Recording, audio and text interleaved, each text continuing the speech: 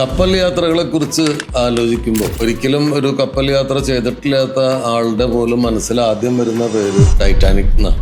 ഒരു ദുഃഖകരമായിട്ടുള്ള ഒരു ദുരന്ത യാത്ര ആയിരുന്നു ടൈറ്റാനിക്കിൻ്റെ. ടൈറ്റാനിക്കിനെ കുറിച്ച് ഇനി ആർക്കെങ്കിലും ബാക്കി അറിയാനും ഉണ്ടായിരുന്നെങ്കിൽ അവരും കൂടി അറിയുന്നത് ടൈറ്റാനിക് എന്ന് പറയുന്ന ജെയിംസ് കാമറൂൺ ഡയറക്റ്റ് ചെയ്ത സിനിമ വന്നപ്പോഴാണ്. ആ യാത്രയുടെ ഓർമ്മ നിലനിർത്താൻ വേണ്ടി അല്ലെങ്കിൽ ആ ഓർമ്മകളിലൂടെയുള്ള ഒരു കപ്പൽ യാത്ര ബെന്നീസ് റോയൽ ടൂർസ് സംഘടിപ്പിക്കുന്നുണ്ട്. എമിറേറ്റ്സ് ഫ്ലൈറ്റിൽ കൊച്ചിയിൽ നിന്ന് യാത്ര പുറപ്പെട്ട് ലണ്ടനിലെത്തി ലണ്ടനിൽ നിന്ന് ടൈറ്റാനിക് യാത്ര ചെയ്ത അതേ റൂട്ടിൽ ഒരു യാത്ര അമേരിക്കയിലേക്ക്, ന്യൂയോർക്കിലേക്ക്. ടൈറ്റാനിക് അതിന്റെ ലക്ഷ്യം കണ്ടില്ല, നമ്മൾ ലക്ഷ്യം കാണും അല്ലേ? തീർച്ചയായിട്ടും. നമ്മൾ യാത്ര പുറപ്പെടുന്നത് ഒക്ടോബർ 11-നാണ്. 26-ന് തിരിച്ചെത്തും.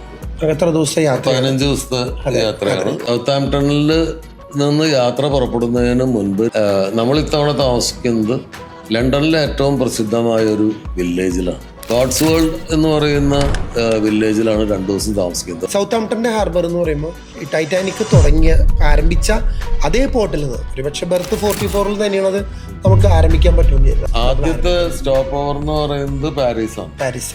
അവിടെ പാരീസ് നഗരത്തിൽ നിന്ന് വരുമ്പോൾ സാധാരണ എല്ലാവരും കാണുന്നത് പാരീസ് നഗരത്തിന്റെ കാഴ്ചകൾ. അപ്പൊ നമ്മളതിൽ വ്യത്യസ്തമായിട്ട് നമ്മൾ ചെയ്യുന്നത് അവിടുത്തെ മൗണ്ട് മിഷേൽ എന്നുള്ളൊരു സുന്ദരമായ ഒരു എന്താ പറയാ, ഒരു wonders of the modern world. അവിടെ നിന്ന് നമ്മൾ നെക്സ്റ്റ് പോകുന്നത് റിപ്പബ്ലിക് ഓഫ് അയർലൻഡിലെ കോർക്ക്. അപ്പൊ അടുത്ത സ്റ്റോപ്പ് നമ്മൾ ഈ ബെൽഫാസ്റ്റിലാണ്. അവിടെ ഒരു അതിഗംഭീരമായ ഒരു മ്യൂസിയം. അത് ഈ ടൈറ്റാനിക് ഉണ്ടാക്കിയ RMS ടൈറ്റാനിക് ഉണ്ടാക്കിയ അതേ എഞ്ചിനീയറിംഗ് വർക്ക്ഷോപ്പിൻ്റെ സ്ഥലമാണ്. ടൈറ്റാനിക്കിൻ്റെ അതേ റൂട്ടിലാണ് നമ്മൾ പിന്നീട് പോകുന്നത്. ആ പോകുന്ന വഴിക്കാണ് നമ്മുടെ ഗ്രൗണ്ട് സീറോ. ടൈറ്റാനിക് മുങ്ങിയ സ്ഥലമാണ്. ആ സ്ഥലം കവർ ചെയ്ത് പോകുന്ന സമയത്ത് സാധാരണ ക്യാപ്റ്റനൊക്കെ അനൗൺസ് ചെയ്യും. ഒരു കുറച്ചു നേരം പ്രാർത്ഥന നിരതമായിട്ട് സൈലന്റ് ആവും. പിന്നീട് നമ്മൾ പോകുന്നത് ആ കാനഡയിലെ പോർട്ടുകളിലേക്കാണ്. ആ യാത്ര അടുത്ത യാത്രയാണ്. ഏറ്റവും യാത്രയിലെ തന്നെ ടൈറ്റാനിക്കിൻ്റെ ഏറ്റവും നമ്പരമായ ഹെലിഫാക്സ് എന്ന് പറയും.